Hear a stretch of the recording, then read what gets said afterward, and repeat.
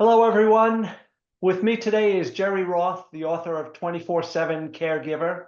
And for those of our listeners who haven't heard the first two podcasts, Jerry's book is a book of stories and poetry. And the podcasts are intended to take a deeper look into the subject matter of Alzheimer's and other dementias, the lessons to be learned, to peer through the emotion and the poignance of the love story and poetry that Jerry tells so effectively, and really into the face of this disease called Alzheimer's.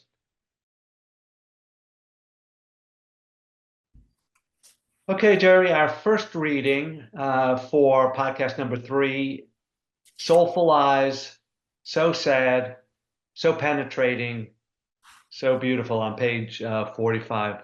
Would you be okay reading through that? I certainly will, Bruce. This is one of my favorites. Soulful eyes, so sad, so penetrating, so beautiful. Sometimes I think I won out. Well, I really didn't win. It's just that I've avoided the beginning of potential bizarre behavior. Well, it is a minor victory tonight. I think I'm good. She is comfortable, sipping wine in bed, watching and listening to music. Like most nights, give and take for a while. After being out in the car for 2 hours this morning, being home comfortable for most of the day, suddenly I need to see my mom. Being respectful, being nice, brushing her cheek.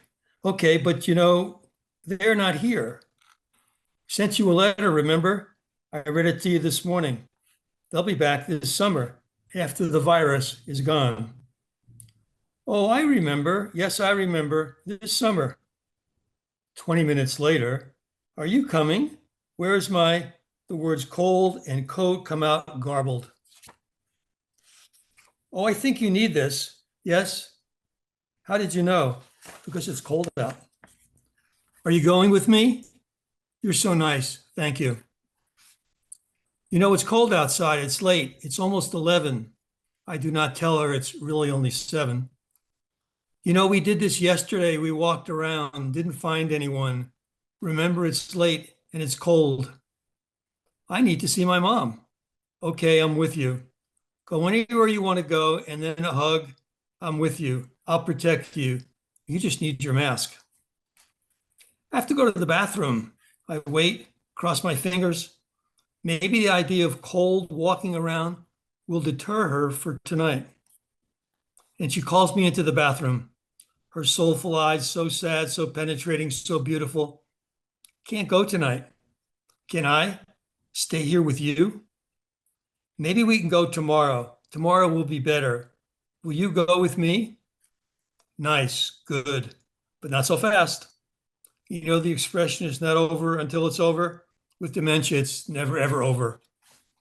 Some 2 hours after, will you go with me? Where are you going? I'm going to see my mom. Okay, it's cold. It's 12 midnight, dark and cold, but if you want to go, I'm with you. And so I wait. Finally, she comes out of the bedroom, handbag in hand. It's cold, 12 midnight. 2 steps out to the corridor, 3 steps down. She looks at me, soulful eyes, so sad, so penetrating, so beautiful. I don't know where I am, okay? Come with me. Let's get out of the cold. We march to the bedroom. No pajamas tonight. Head on pillow. We'll go tomorrow, all right? Will you go with me? A kiss, a peck, a caress. Of course. Just put my head in, on her back, shoes still on, eyes are closed, so peaceful, so sweet, so beautiful. I hope for the night. I think so. I went out tonight. It was really a good night. Thank you, Jerry. So I'm listening to you read and reading through the poem at the same time. I have the book in front of me. And the title of this podcast, as we've said, is Trust. Yeah, I don't see the word trust in this poem, Soulful Eyes. In fact, I see words, and I don't mean to be difficult with you, but I see words like won out, minor victory. And some of your exchange with Jean that you recall in the poem seems frankly almost deceitful, telling her it's 7 o'clock or it's 11 o'clock and it's really only 7 o'clock, talking about the letter that she's received, which is, to my mind, fiction. So would you share with us what trust means to you and maybe point to some of the elements of trust that appear in the poem? Yes, Bruce, of course. Trust. Trust to me is complete confidence in another person. Trust to me is personal. Bruce, you talk about deceitful, not necessarily being honest. Well, sometimes you have to shade the truth just a little bit when you're dealing with someone with Alzheimer's, because you got to get through the day.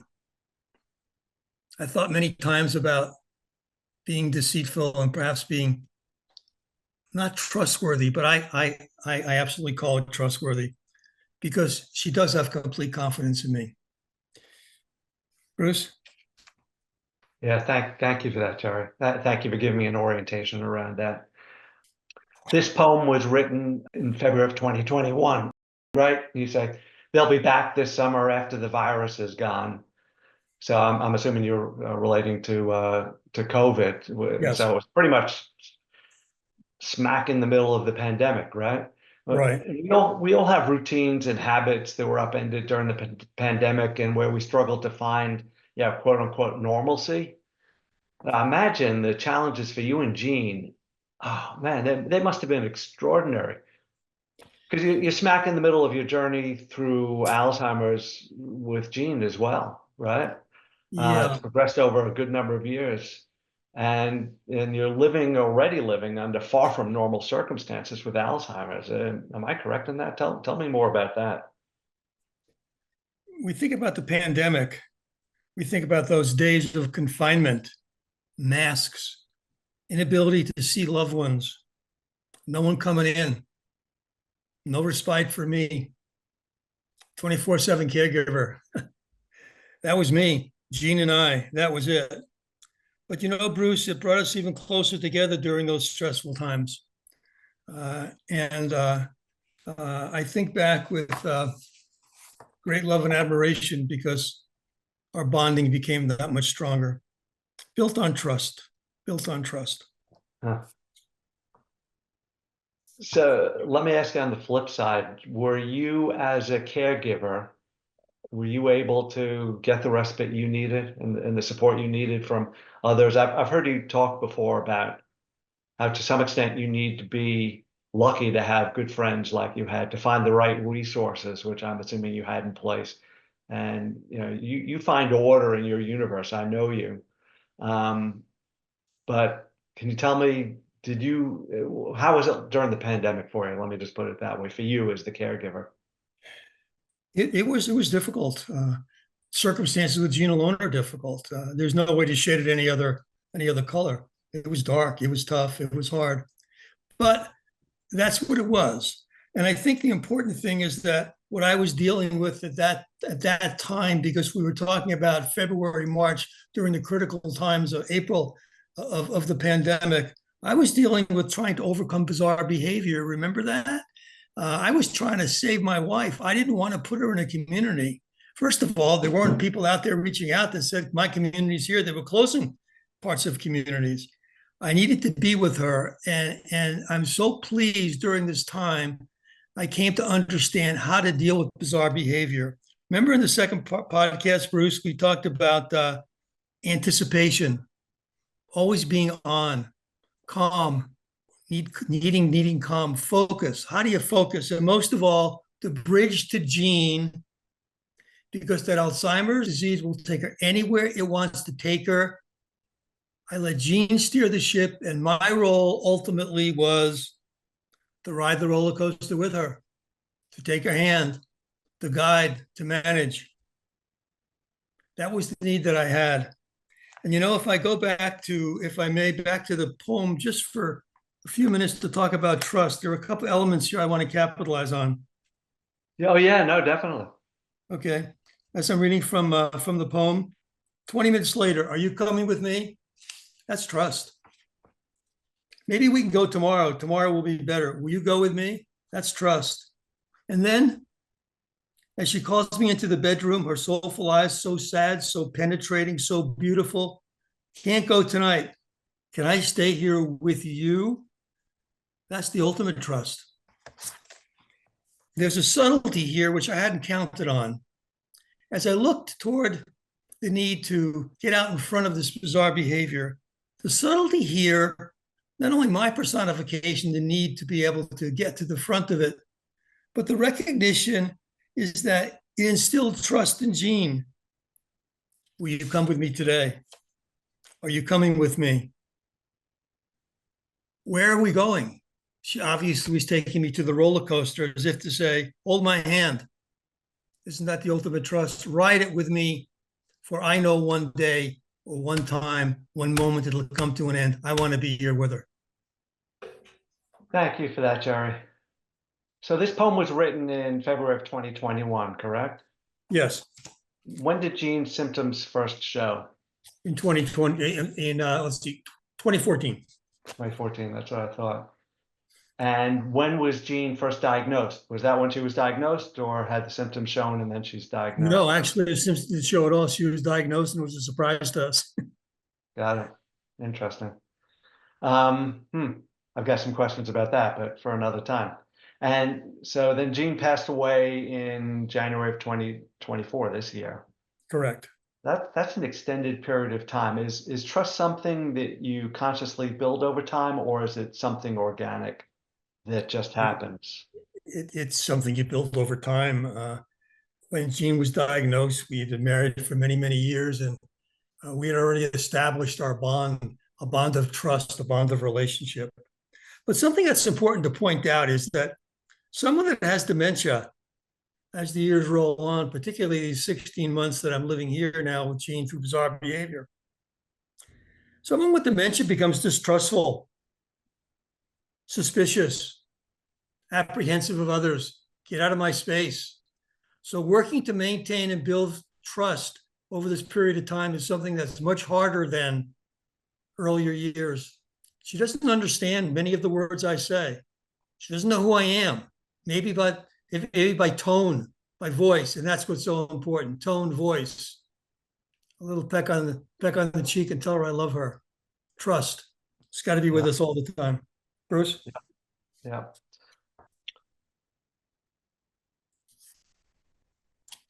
Okay, reading number 2. And I'm going to be a little less formal here. My wife always trying to feed the world.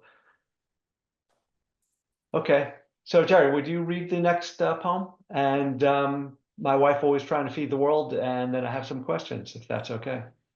I would be happy to do that, Bruce. Great.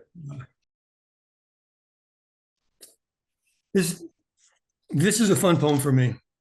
My wife always trying to feed the world. She sees them. They visit us regularly now. Hallucinations, usually night hallucinations. They come in the form of little people. See right there. She walks around looking for them. They are inside, are here, up there. I tell her they are here at night because it's cold outside. They know we don't chase them away. Safe here. We're friends. Friends will not hurt friends. Friends will not push friends out in the cold. Last night, they were here again. She talks with them. Hi, are you okay? She listens. Sometimes nods her head. Sometimes she responds again. As I listen, friendly chats, friendly exchange. Last night, she's hungry. Really? Okay. How about we leave cookies? She can eat them anytime. Won't be embarrassed of us watching. Oh, that's a good idea. Will she feed the others? I think so. Be just like Santa. Remember, we would always leave cookies for Santa? Oh, that would be nice. As I lay in bed listening to my sleeping sounds of my wife, I smile. Can't be bothered, upset by this. I'm way beyond that. Actually, I love it. Almost as a victory for me. joining her world. Yes, joining her world. Again, I smile. As I lay in bed, listening to her sleeping sounds of my wife, again, I smile. That's my wife, feeding her family, always in the kitchen, volunteering, parties, feeding others, culinary school, her own restaurant, professional chef. And I smile again. That's my wife, always trying to feed the world, even if they are imaginary. Gotta love it. Gotta love it. Thanks, Jerry. They visit us regularly now, and I'm quoting from the poem. Hallucinations, usually at night, hallucinations. They come in the form of little people. Jerry, I think the terrifying thing for me is that this disease, Alzheimer's, with any of the dementias, it isn't just loss of memory. It isn't just forgetting where your keys are and finding them in the freezer, days or weeks later. Sometimes that creates, what some might consider a humorous story. But this is terrifying. This is about living in a different reality, at least from what I can tell. Can you tell us more about that? Sure, it is a different reality, Bruce. But my different reality is living with anticipation, living and recognizing that I bridge the gap to Gene's steering. That's my reality, and that's what I live with every day. And that it kind of resolves, the poem does, joining her world. Yes, joining her world. And her world is Jean's world that you describe in the poem, is of Jean having friendly chats with the characters in her hallucinations and her nourishing instinct. And I know she was a nourishing person, mother, wife, friend. Um, her nourishing instinct to feed one of her, and I'm thinking friends is the right word, right? In Yes, her, yeah. yes. So so the two schools of thought, and this is the crux of my question in terms of how we behave and how we work and build trust with somebody that has dementia, a person with dementia. So there's schools of thought, from what I understand, on navigating the terrain of the alternate realities and which persons with dementia live. And one is to deny their reality and to conduct what I understand a reality is a reality orientation. Yeah, no, that's not correct. These people aren't real. Or two, the alternative to that is to meet the person with dementia where they are and connect through validation of their reality, possibly joining them as you did with Gene. So I'm guessing this not only built trust, but it also made life easier for you to the point, as you say, I smile and can't be bothered, upset by this. I'm way beyond that. Actually, I love it. That's your quote from the poem. So Right. would you share your thoughts? Absolutely, of course. First, let's talk about hallucinations. Let's define hallucinations. Hallucinations are sensory perceptions of experiences that involve seeing, feeling, hearing, smelling, and probably tasting. And they're not real. Of course, they're not real. The poem says they visit us regularly now, which means that this is not the first time. I've had horrifying experiences with hallucinations. Jean would see people coming from the ceiling. I'd turn and she was in bed with the blankets over her head, saying, "Get them out, get them out." I've been with Jean when she busted out the door saying, "Call the police, call the police, they're here to hurt me." I had to find a way. And one day when I saw her looking, I said, "Let me go in and talk with them. Would you do that?" And I came back and said, "Jean, they're friendly. They're friendly." And that's how friends started. That's how our relationship started. And Bruce, I think about a beautiful little story. Let me just tell you this. Jean and I are lying in bed. I'm probably reading, and Jean is listening to either Marcus Mumford or Coldplay, or maybe Carousel, which is her favorite song. She knew every word.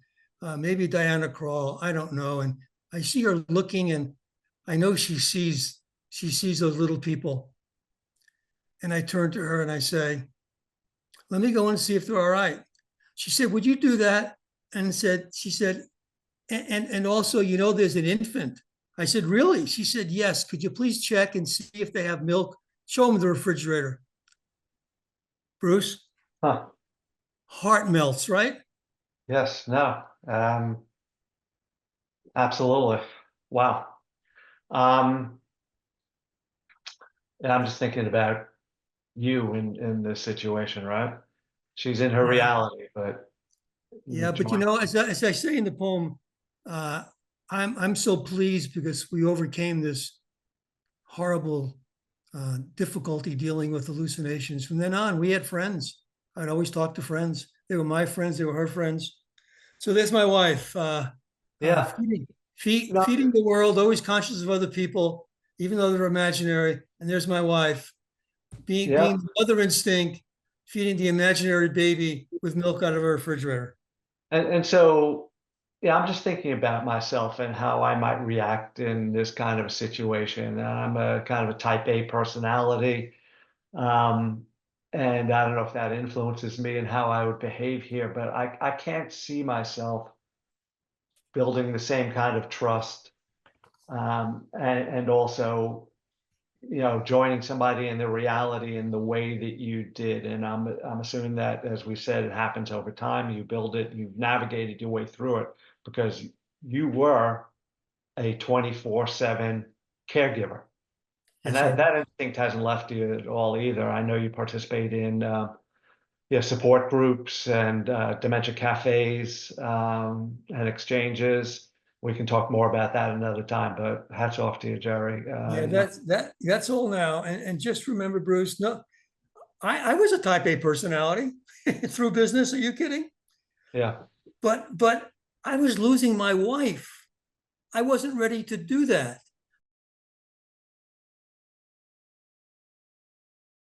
Jerry, I'm going to ask you to read This Is It. This is Home on page 85 of your book. Bruce, along with Soulful Lives, this is also one of my favorites. This is it. This is home. I've learned to be patient, learned to listen, engaged in conversations when appropriate, and recognize when conversations must end. I've learned to say, well, okay, let's go. I don't have a car. I do, I'll drive. Walking out to the car, oh, this is so nice of you. Have you ever been to my house? No, okay, I'll show you how to go. As I drive, I let her work things out, let her think things through. I've learned to point direction. She has lost the meaning of the words point left, point right, or straight ahead. My plan today is different than before. I've recognized, well, even yesterday, she seems to recognize the entrance to our place. The pretty trees, flowers, the gate, and the street down past our porch. Today, I let it play out. After driving here, there, anywhere, as she was getting a little subdued, yet more frustrated, I steered our direction, but made it feel like it was she who was directing. Soon she said, oh, turn here. As I made it a point every time we come home, turn into our place, I would say, recognize it? Smiles. I think so, yes. Well, this time it really paid off. A big smile. No, the biggest smile. This is it. This is where I live. She now is more forcefully directing, pointing here. Do I park here? Yes. She aggressively unfastens her seatbelt, opens the door, and without my help is out. This is it. Have you ever been here? No, I reply. I'll show you. She moves me to our apartment. I open the door. Yes, this is where I live. Can I show you around?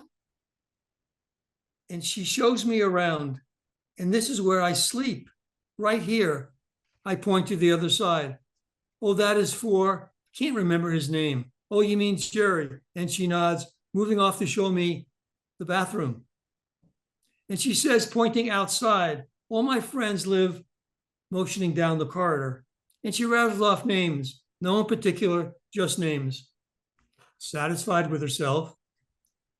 Do you like it? I'm so proud of you, finding it all by yourself, a little peck always on the cheek. You know what? Let me get you a glass of wine. You deserve it. Oh, that would be so nice. As we sit outside, I bet I can find Jerry, and I leave as I often do and wait outside for just a few. Hi, Jean. Oh, I'm Jerry. I heard you found our home. All smiles right here. Like it? I love it. As I sit back satisfied with what has occurred, sitting and smiling to myself, so pleased with her being happy. And then in a different tone, in a totally different tone, she says to herself and then to me, I can't stay here very long. Why, I ask? And she says, I need to go home. Yep. Emotional again for me listening to it. So I've learned to be patient. I let her work things out, think things through.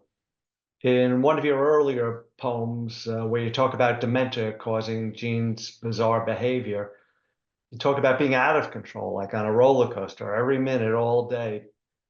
How do you get to the point of patience? You mentioned patience in that quote.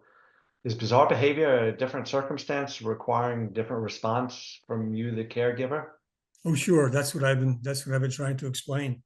Uh, Uh, when you detect, you start to anticipate bizarre behavior, go with it, even if it turns a different direction and it goes back to more normal. That's okay. Bizarre behavior is all anticipation. It's calm, it's focus, it's letting Gene steer the ship. That Alzheimer's disease will take it anywhere it wants to go, but be there to guide it and to manage it and make sure safety's in control, because one day it'll come to a stop, and be there with it and hold hands, and the roller coaster will end and be there with her. Absolutely.